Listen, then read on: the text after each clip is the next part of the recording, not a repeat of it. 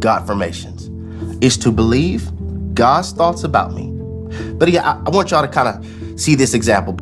When you get God-firmations, or when you allow God's thoughts about you to be your most dominant thoughts, God's thoughts about you become a lid that can hinder the mind from being polluted by other people's opinions. So right now, this is wide open. This jar is wide open. When I believe God's thoughts about me, that puts a lid, so when people try to put their opinion on me, that's not going in my heart.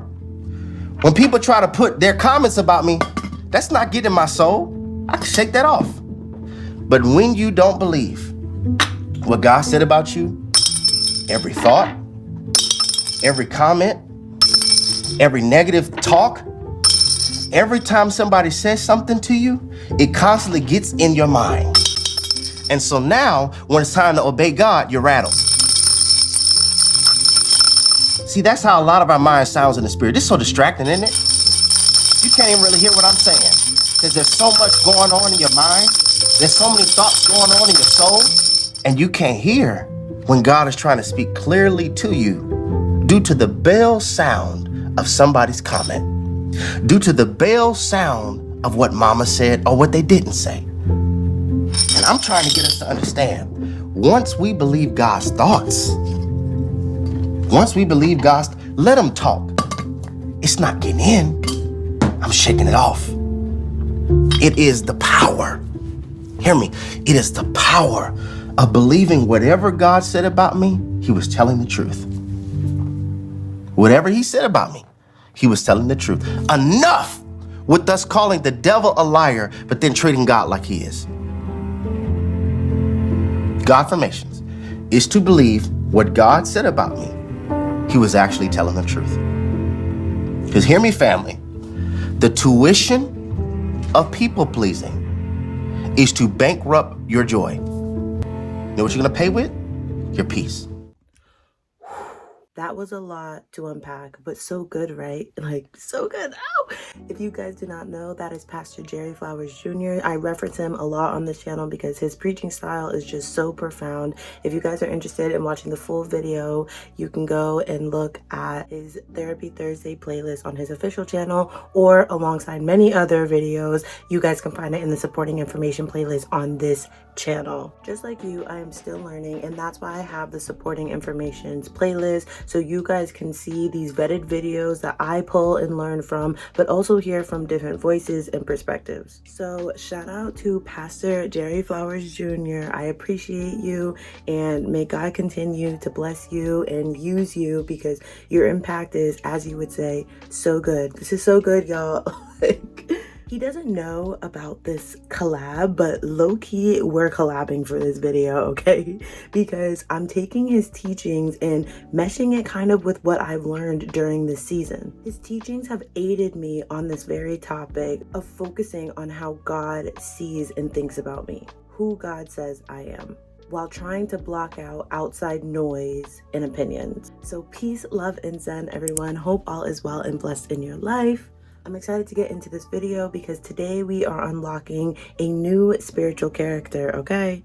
We will be referencing the book of Matthew, John, Luke, and Mark as we study how Jesus faced false accusations and slander to his name.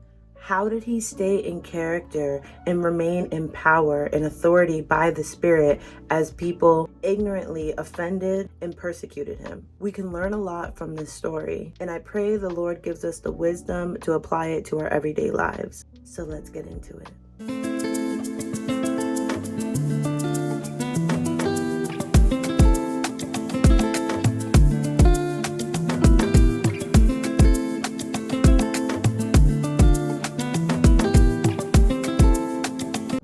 Jesus only answered to truth. He only spoke truth. Despite being in the face of adversaries and false accusations, Jesus at times just remained silent. He only answered to the truth of what he was, to who God called, ordained, and chose him to be. So how do we do the same?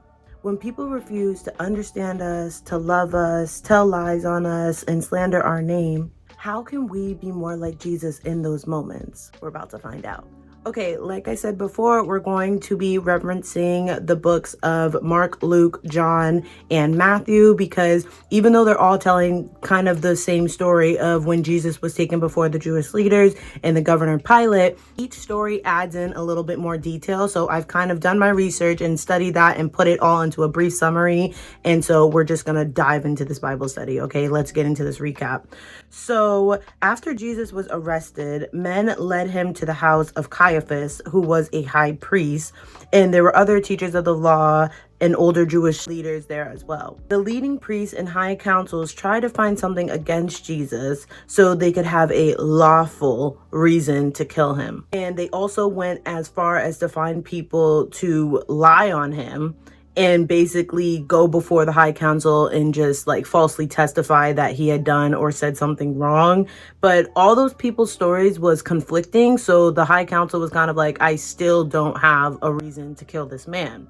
We'll pause there for a second, because have you guys ever experienced this? Like, have you ever had people go out of their way to like make up lies and assumptions about you to plead their case that really has no strong foundation anyways? Yeah, Jesus went through that too, but let's continue. Among the people who came to falsely testify against Jesus, there were two people who twisted Jesus' words and said, "This man said, I can destroy the temple of God and build it again in 3 days." So obviously, we know Jesus was prophesying in that moment. Like, yes, he did say that. He uses parables and metaphors when he's speaking. That was a frequent method that Jesus used. But only the wise and the pure-hearted can truly decipher what he meant, you know? Jesus was talking about destroying the sinful world, the temple, and rebuilding it in 3 days, which is symbolic to his resurrection as he died and resurrected 3 days later, when he defeated death and granted us the opportunity to eternal life with God, to be reconnected, even though we're all sinners, right? But of course, these people who are falsely testifying are trying to make it seem like Jesus is being disrespectful to the religion and setting out plans to literally destroy the temple and the culture. And we all know, like, that's not what he meant, but they're trying to, like, make it very surface level, you know, like twisting his words. Diving back in. So then the high priest stood up and asked Jesus, "These people said things against you. Do you have something to say about their charges? Are you telling the truth?" But Jesus did not answer. Then the high priest asked another question. "Are you the Messiah, the Son of the blessed God?" And here is when we finally see Jesus saying something in response. He goes, "Yes, that's right. I am the Son of God, and in the future you will see the Son of Man sitting at the right side of God all-powerful, and you will see the Son of Man coming on the clouds of heaven." So this is the example of where Jesus responds to only what he is, right? Out of all the other nonsense and things that he could have clarified and explained and basically, you know, set straight, he only responded to the truth that was declared by the high priest. That's a great part to like zone into, because he waited for someone else to declare what he knew was true. And then he was like, yes, I'll come in agreement with that. I also want to take a moment to emphasize this phrase that we see early on in Exodus 3:14, this "I am." When God is revealing himself to Moses, he says, "I am who I am." And also fast forward then to Matthew, where we see Jesus talking with his followers. He asked Peter, Simon, "Who do people say I am? Who do you guys say I am?" And Peter Simon responds and says, "You are the Messiah, the Son of the living God." And Jesus responds saying, "You are blessed. No one taught you that, but my Father in heaven showed you who I am." Let's unpack, guys. Let's unpack. If you didn't catch that, let's unpack, because this is so powerful. Even though Jesus was a teacher, he was a healer, he was a counselor, he was doing all these miraculous things, he never had to tell his followers, "Hey, I'm the Son of God. This is how I can do all this stuff." He doesn't really mention that. However, he allows his work to speak for himself. He allows God to reveal to them through his work. He doesn't have to say nothing. He don't got to tell the plan. He don't got to tell the vision, right? And when he does tell it, that's where the parables come in. That's where the metaphors come in, right? He's not just outright saying, I'm here to do X, Y, and Z, and this is how it's going to be done, and blah, blah, blah, blah. He still uses it as a teaching method when he is explaining kind of and prophesizing what's to come. But he doesn't like straight out reveal who he is. And it's so powerful because then you can see that even although he never said it, people still could see it. People could still retain it. So what does that mean for us? We should be letting God show people who we are, right? Through your obedience to God, through your faithful love and kindness spirit, by your forgiveness, by your self-discipline, by your application of wisdom and correction. Let those things speak for themselves. Let the grace, the blessing, and the love of God's spirit pour over you, so people will have no choice but to recognize like, hey, something's different. Something's working for them. Something's working for her. Something's working for him. What can it be? And that will all tailor back to God. Like, you'll give your glory back to God because he's the one who did it. They'll have no choice but to see your successes and you growing as a child of God, as a creation, purposefully crafted for God's glory, just like Jesus was. As hard as it may be, and trust me, I know. Don't let people's assumptions, accusations, lies, jealousy, hatred, and ignorance stain your self-esteem, stain your purpose, stain your character, because at the end of the day, the only person's opinion that matters on who you are is God's. Let's continue. So after Jesus affirms that he is the Son of God, the high priest becomes angry and ignorantly saying, this man had said things that insult God. Like, come on.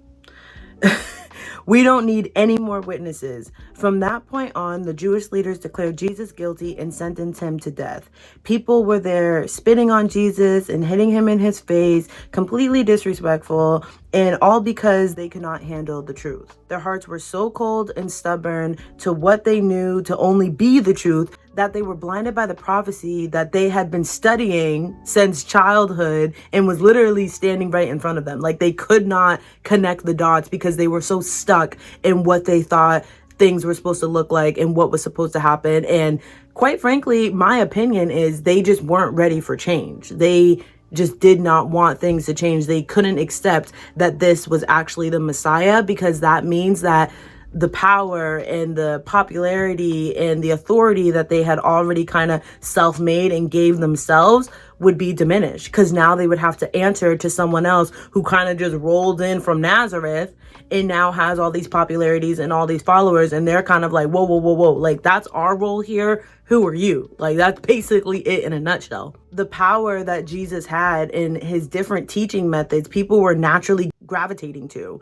because it was filled with love. And that's what the Pharisees and all these Jewish leaders were missing, was that love aspect, that genuine care for people. They would say that they care for other people, but at the same time, they would put themselves above. That's why you see Jesus calling them hypocrites and vipers and saying that their love really wasn't for God, but for themselves. It was for fame and fortune and power and authority and the nice robes and the good tassels and all this other extra stuff and the ability to read this scroll and that scroll and just be in the center of attention, taking true attention away from the Creator, God.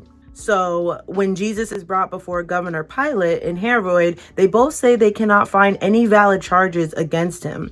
Pilate says in response to people chanting for them wanting to kill Jesus, he asked them why. What wrong has he done? He is not guilty. I cannot find no reasons to kill him.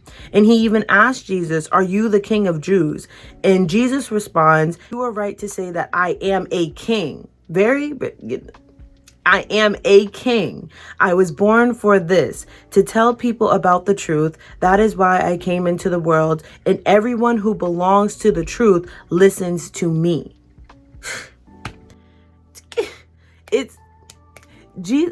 I can't. I don't even know. I can't, because Jesus is so particular with his words, and they just like punch. Like, they're just so, like, when you get it, you get it. When you have that wisdom and that spirit poured out through you, like, the words become alive on the screen, right? Like, and everyone who belongs to the truth will listen to me.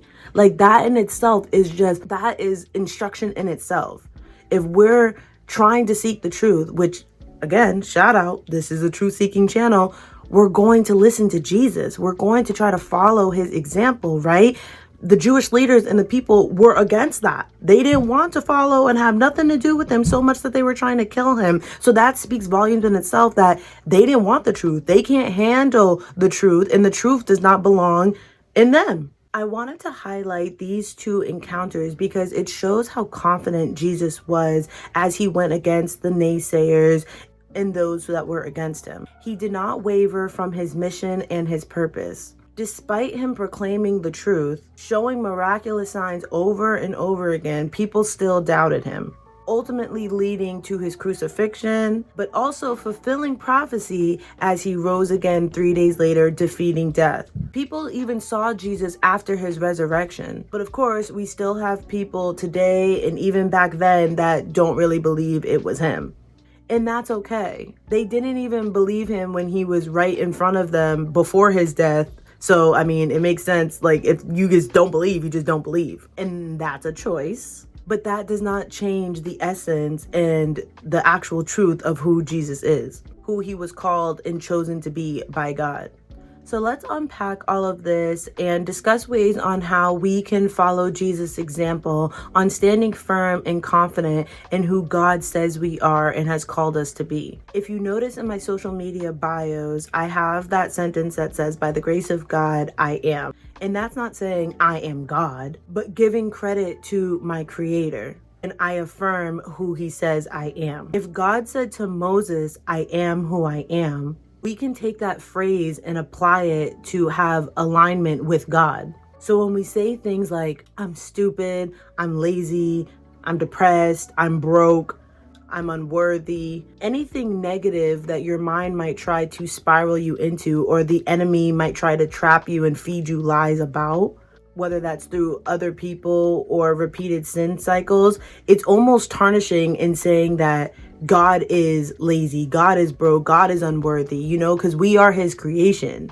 You know what I mean? So when we think about it like that, let's start to speak life into ourselves, right? I am beautiful. I am valued. I am worthy. I am a success, things like that are uplifting, that align with what God tells us that we are, that align with the plans and the promises that he has for us in a positive light, and we'll start to live and walk in the spirit and walk in the light instead of being trapped. And sometimes, I know it too well, you get comfortable in your misery. It's so that's what you're used to. You're just used to darkness. So of course you're going to align with things that may not be true about yourself because you know nothing else. So that's why I suggest these two things that I'm also practicing for myself every day. How to disengage and disattach.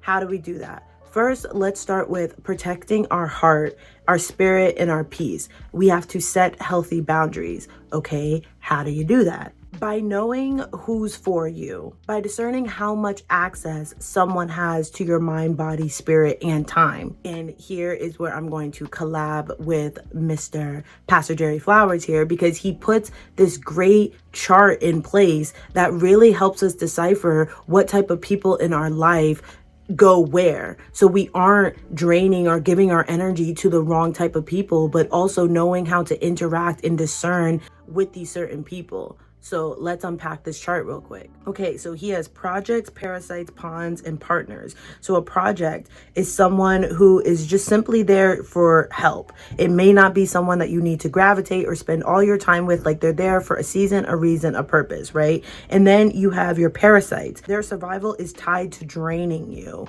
So you might be able to think about someone who is only around or only talks to you when they need something from you, but they really don't pour back into you, and they only attach and leech themselves to you to get something out of you that's no longer serving you, right?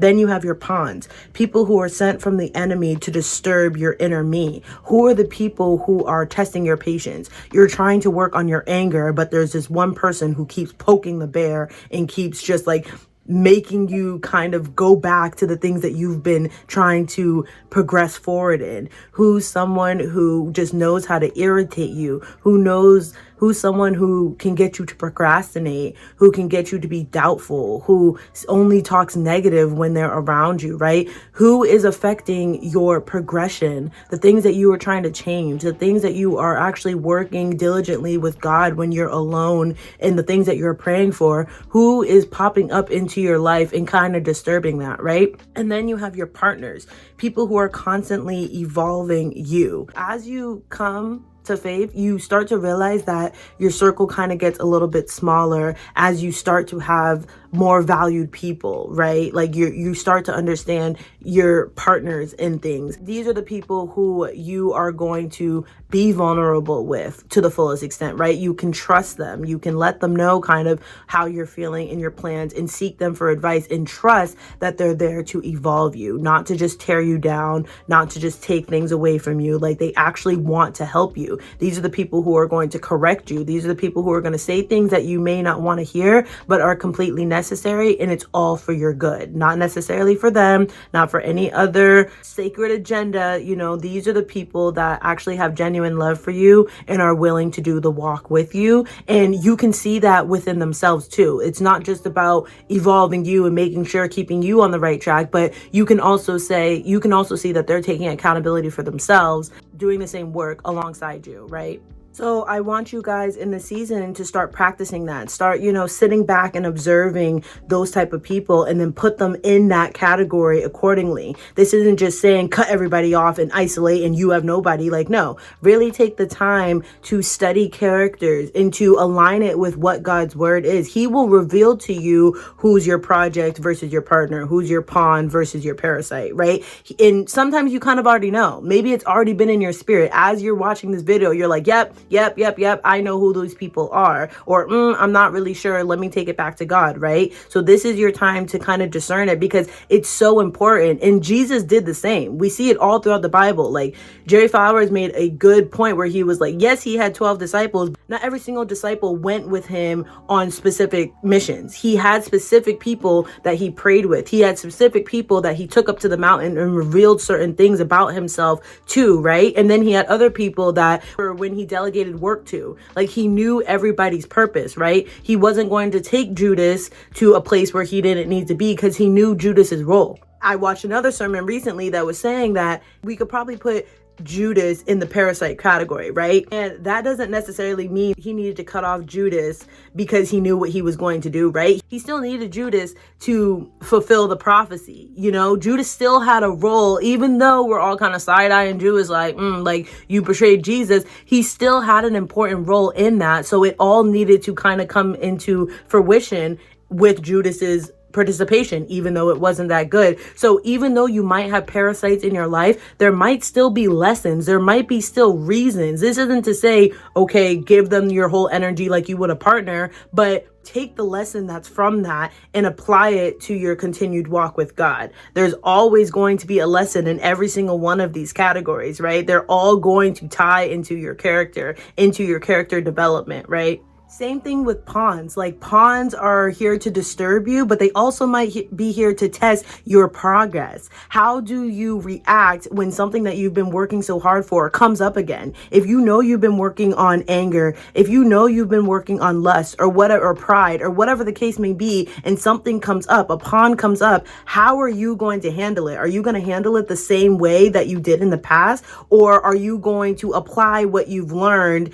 and handle it better? You know what I mean? Like, sometimes these aren't just things to just cut off and ignore and be like, oh, and run away from. Like, sometimes there's lessons in this, and there's tests in this. Like, okay, you know that you're quick to get angry. How can you still retain your peace? How can you still retain your character and not just be so quick to react? Sometimes those pawns might be set out with the intention to disturb, but you can overcome when you know that they don't got your peace. When you don't let them have your joy.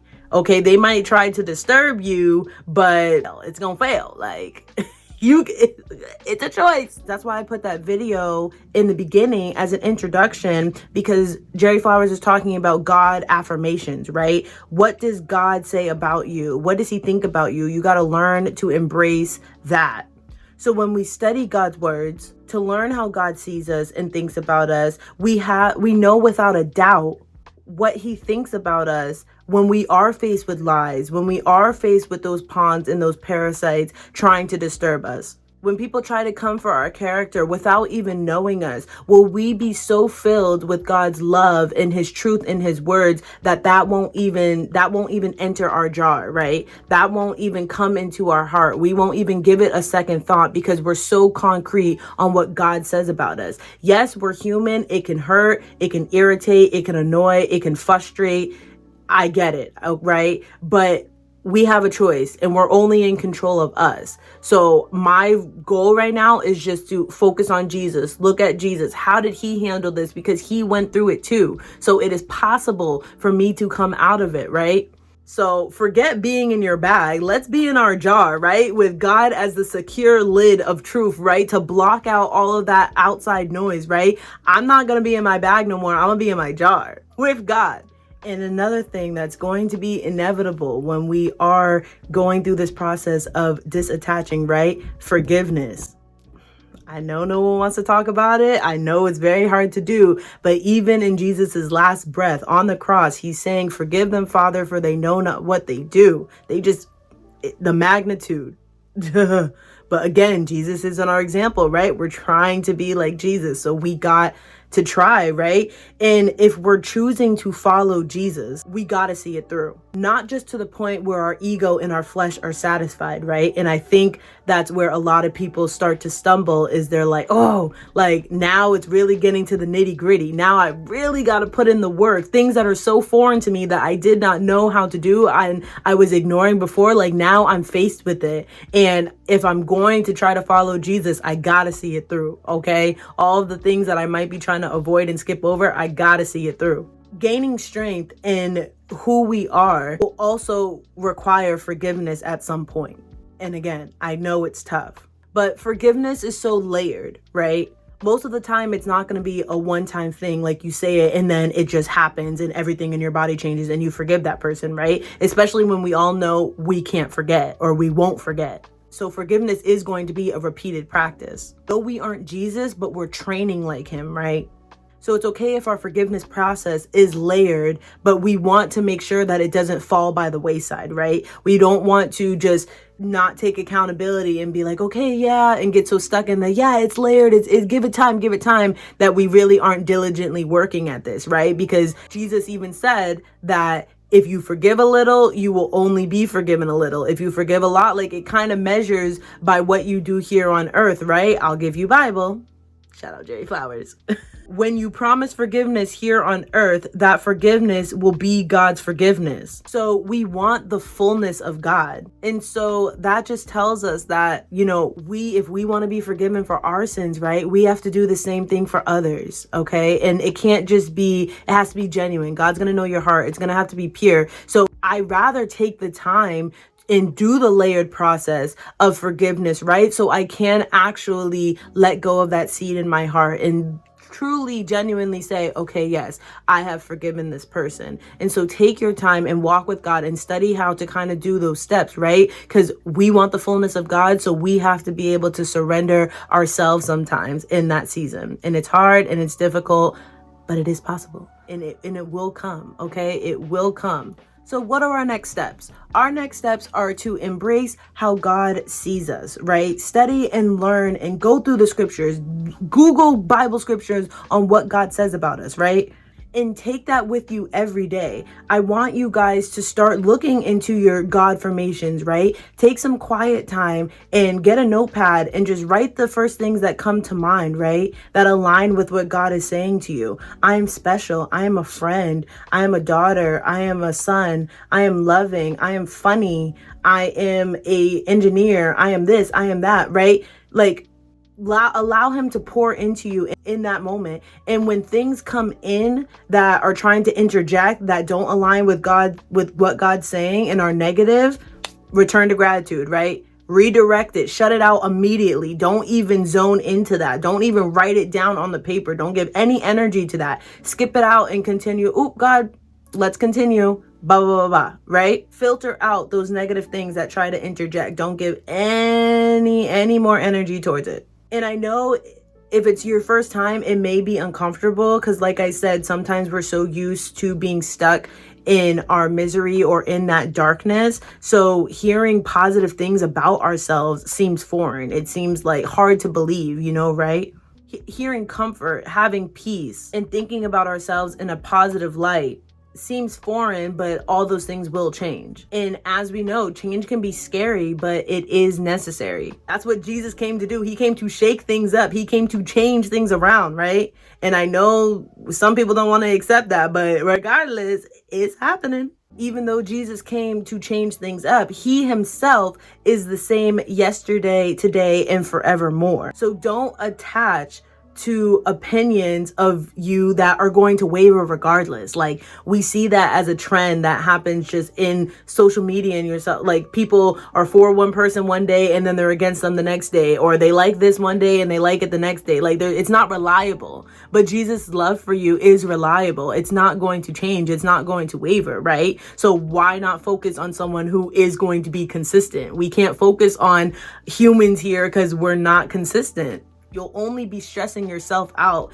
if you're attaching to those type of opinions. Attach to the opinions that are going to stay the same and are not going to waver no matter how much you change or how much you backslide, right? God still loves you before you knew him, during your getting to know him, and after, right? In eternal life with him. Come on. Become confident in who God says you are. Stop reacting. Stop giving your energy to the enemy and to those that are trying to drain you from it or trying to put you down and keep you in a box, right? And we also have to remember in that season, Ephesians 6:12, that we're fighting against other spirits. We're not fighting against that person in that flesh, right? When you can remove the face of the hurt and the disappointment that's happening and understand that there's something above, there's something inside that's really hurting you. You're really getting hurt by someone else's pride, by someone else's ego, by someone else's, by their hurt. We all know it too well. Hurt people. So there's spirits and things that everybody is working through. So in this season, you also have to give others grace, and that will in return give you peace. If you can look at someone and be like, dang, I'm going to pray for them. That anger spirit is really rampaging right now. Like, it's really raging right now. Oh man, that person, jealousy or whatever, that spirit behind them is really coming out right now. Let me pray for them instead of just being like, oh, they're just jealous. They're just angry. Get out of my face, blah, blah, blah, blah. Really take the time to have grace and be mindful and pray for those that hurt you, just like Jesus did. Like, everything that I'm giving you, it seems difficult and it seems crazy when we hear it, right? But then we think about it and we're like, here's this man who went through this crazy, like the things that these people did to him are crazy and that we will not see in our day-to-day life, right?